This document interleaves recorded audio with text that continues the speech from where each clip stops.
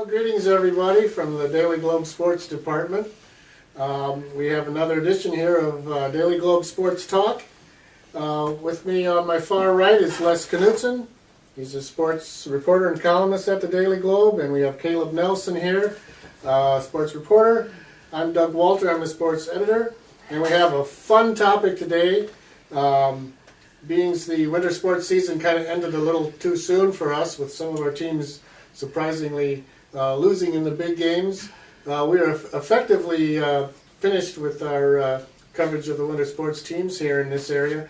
So we thought this would be a great time to do our winter sports awards show. So we have a few categories where we want to name the people and the teams that we think deserve awards this season. So let's get right to it.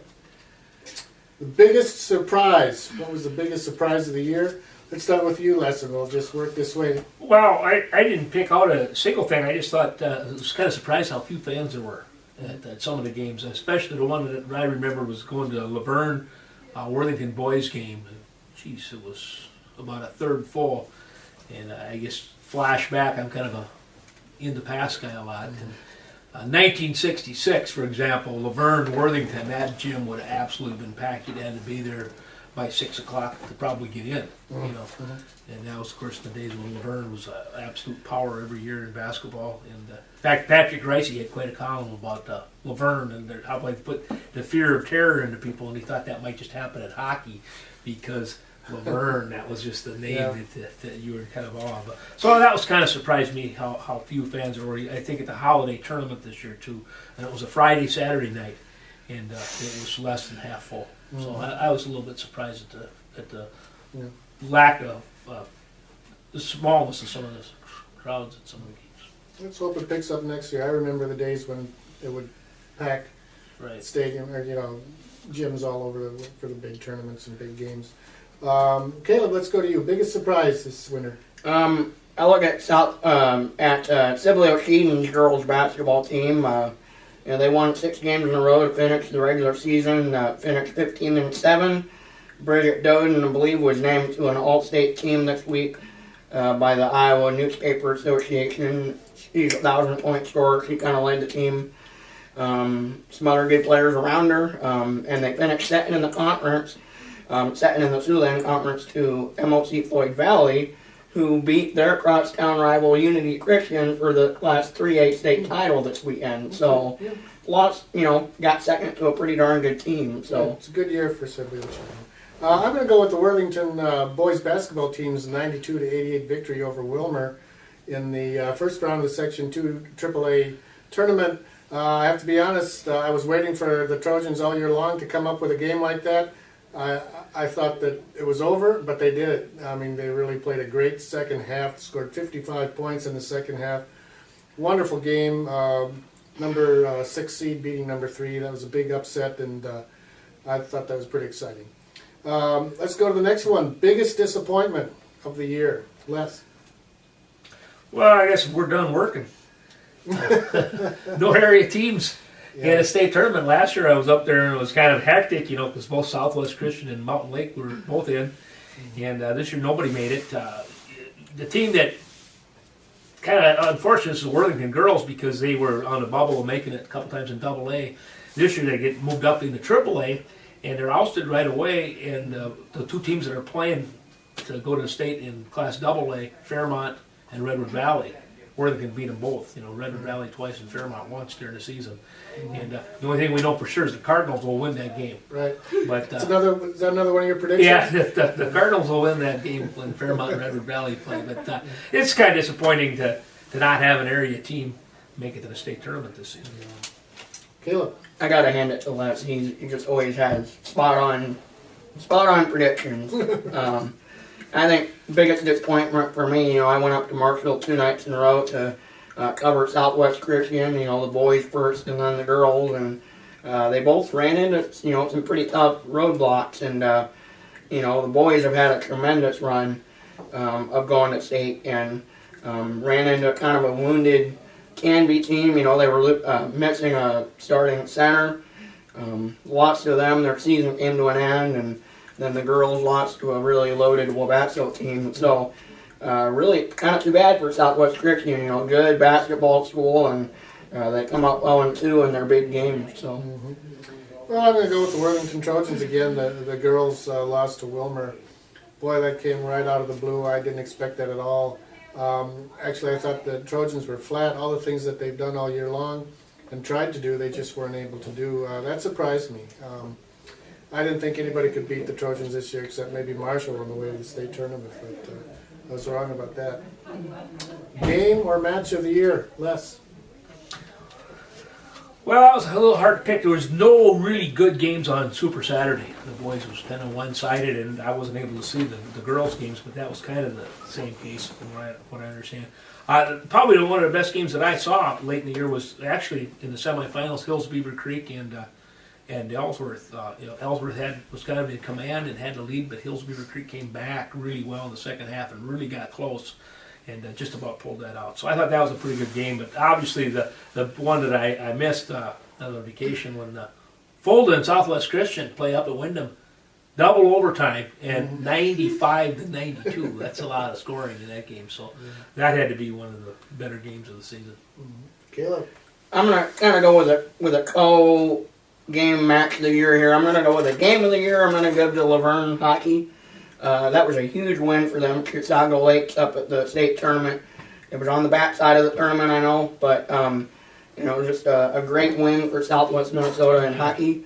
For the match of the year, I guess I'm gonna give Scholar Hieronymus of Adrian. Wins his state championship match at the very end in wrestling and gets a state championship. Didn't place last year, made it to state. Didn't place. Great year for Skylar. One of 4 state champions from the area, so yeah, pretty great. cool. Good. I'm going to go with Mountain Lake Area's 63-52 boys basketball win over Southwest Christian on December 20. It was a regular season game, but 2 outstanding teams. We thought both of those teams might make it to the state tournament. They didn't, but I wasn't at the game personally, but I heard about it, and boy, there were a lot of fans there, and they saw a great game. Coach of the year, Les. Okay, I'm going to go with these 4 here because they had tough seasons as far as winning games, but they stuck with it, and they certainly had their highlights. The boys, Colby Pack from Fulda and Brian Walker from Red Rock Central. I coached a lot of years, and I was on both ends of the field, and I know how that goes. Sometimes those are tough years, but they can be fun years, and those guys I thought did a good job of doing what they had with what they had. And on the girls' side, I have to go with Cheryl Wolber up at Westbrook Walnut Grove. And I know this was the first time this guy had, he's had many a 20-win season, but I think it's the first time in his 20-plus years some career that he had over 20 losses, and that would be Randy Strand and Adrian. They go 3-21, and I'm betting anything Randy's back working them again next year, and Kevin and Watney will probably be right there. They've been a good tandem, and so my coach of the year goes to 4 people that went through seasons that were not successful win-loss wise, but I think the kids got something out of the program with those Very guys good. at the head. Okay. Caleb. I don't have 4, but I have 2, and I'm going to stick with wrestling here. I'm going to go with Mark Prunty of Worthington and Randy Baker, Jackson County Central. I picked Mark just because he's just a great, he just really seems like he really cares about his wrestlers and really, took them to, I believe, the first section final match in a while. They went up to Dawson Boyd and just finished off a really good season. Took 5 guys to state individually. So a great year for the Worthington Trojans. And then Randy Baker graduates 8 guys off of a team last year that won its, I believe, 3rd state title. Sorry if I'm wrong, but just a great state championship run for them that came short this year. But to get them back to that point after graduating so hard, pretty impressive. You bet. I love what a coach told me, a fellow wrestling coach told me about Mark Prunty this year at the sectional tournament. He said that a lot of teams improved from one year to the next, but the Trojans this year improved from the beginning of the season to the end of the season, and that was largely due to Mark Prunty and the senior leadership they had. So congratulations, Mark. My coach of the year is Derek Brown, Laverne Cardinals boys hockey. We talked a little bit about what the Laverne team did this year. They really put Section 3A on the map in southwest Minnesota on the map in hockey. A lot of people in this state don't think we have hockey down here, but we do, and we got some good hockey, and it comes out of Laverne. First time ever Laverne appeared in a state boys hockey tournament, and I think Coach Brown is a really nice guy, very articulate, explains things very well to his kids, and obviously inspires them really well too, and they certainly respond to him. Male high school MVP, Les. Well, you got to go with these guys that won the state wrestling titles, and Caleb's going to talk more about that. But Anthony Luft is a repeat, and Kagan Moore at JCC. That's a pretty impressive deal, as is Skylar Ronimus and then Alex Schrepfer from Wabasso Red Rock. But basketball-wise, I like these. I like guards. I like assists. So I'm going to kind of give Marcus Potter from Worthington, Jonathan Kramer from Ellsworth, and Clayton Houston from Southwest Christian. I'm going to give all three of them. They make things happen. Yeah. Without them big guys don't get the ball. So. All right, Caleb. I'm actually going to stay on the basketball court here and, talk about a guy that makes things happen, Leighton Sampson from Southwest Christian. We've talked about him a ton, but I believe he had 28 points in that loss to Canby, and just big numbers for his season. I think going into halftime of that game, he had 6 buckets in a row, made 6 buckets in a row. I mean, talk about an energizer. 6'5", blocks shots well, rebounds well, shoots the ball well, gets up and down quick for a big man. Ton of fun to watch. So I'm going with Leighton Sampson. Good choice. I'm just going to go with Anthony Luft, two-time state wrestling champion. I've talked to him a few times. I'm just really impressed with him. He's a kid who's wise beyond his years. Extremely focused on wrestling, and he just knew exactly what to do up at that state tournament in the biggest matches of the year. You just knew that he was going to come through, and he did, in some tight matches too. So he joins the pantheon of Worthington High School great wrestlers, and credit to him and his coach, and he just did a great job this year. High school female MVP, Les. Well, I went through here kind of. Melissa Gale, outstanding year at Fulda. She was injured, came back, and she could do a little bit of everything for the Raiders. In fact, I think she scored 39 points in one night and maybe had 38 another night or something. She had a lot of 30-point plus games. And then over at Southwest United, I think we're going to touch on her more later too. Courtney Place, statistically, night after night, filled up the stat sheet. Yeah. Caleb? I go with Courtney Place, and just the thing that I see when I look at her stat line is just balance. She's near the top in the Red Rock Conference at the end of the regular season in a lot of different categories. 17 points a game, 10.8 rebounds a game, 3.3 steals per game, and she led the conference in 3.1 blocks per game. So, very good athlete. She's proven that. And, pretty good year for Southwest United girls as well. So, so I'm going with Courtney Place. Okay. And some others impressed me too, but I think... Yeah. I think it's kind of hard for girls. There's a lot of good ones this year. I'm going to go with Paige Kinley, Worthington Trojans gymnastics. For one reason, I think somebody should mention the season the Worthington Trojans had this year. They went undefeated in the regular season. They beat Jackson County Central, their arch rival, which is very hard to do. Paige has gone to the state tournament now 2 years in a row. She's a great leader for that team.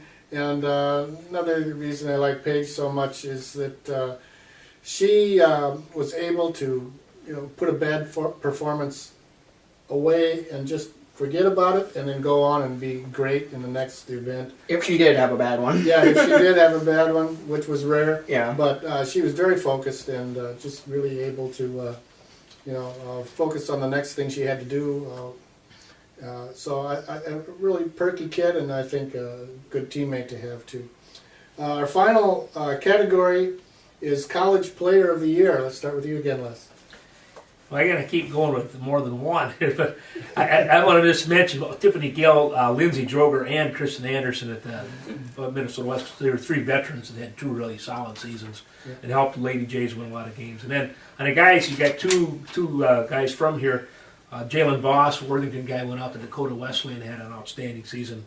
And Casey Schilling at Augustana is been Player of the Week a couple of times. My brother Dane, he's the PA announcer out there at the games, and he keeps week after week telling me how good Casey's been. You know, and he just didn't think that anyone was going to come out there and be better than what Cody was. But Casey's been playing so well that the Augustana fans are almost forgetting Cody and concentrating on Casey. You know, he's a good ball player. Great. Caleb. I'm going to go with a couple here. I'm going to start on the basketball court. Martha Allwall at Mississippi State broke 1,000 points recently. Named first team All SEC and the co-defensive player of the year by the conference. That's voted on by the coaches. And she also broke the career blocks record for the school earlier this year. And I guess I haven't looked a whole lot into it, but I did hear that Cooper Moore won a conference title in wrestling down at Northern Iowa. Jackson County Central alum, and then an MCC alum. The Reensma kid had a really good year up at Southwest State. So, yeah. Okay, a lot of good choices. I'm just going to go with Tiffany Gale. This is a kid from Fulda who didn't score 1,000 points in high school, but she scored 1,000 points in 2 years at Minnesota West. She just really came into her own, and great power move to the basket. Had a great 2 years here, and that's my choice. So, That's a good one. Boy, I tell you, just imagine what would happen if she hustled. That's being funny because Tiffany Gale definitely hustled. She's a cross-country runner, in high school, and she worked, hard-working girl, really hard-working. And that shows because she improved and became better in college than she was in high school. So I wonder if the 4-year schools are looking at her. I don't know, but I know It she's should be. humble. She's humble Yeah. too because Yeah. she credits her teammates with getting her 1,000 points. Yeah. She had to score them too. That's right, yeah. She could finish very well. Yeah, So, she can. yeah. Okay, well, thank you everybody for listening in today and watching us. I'm sure you have your own picks in some of these categories. We hope you enjoyed ours. Have a good day.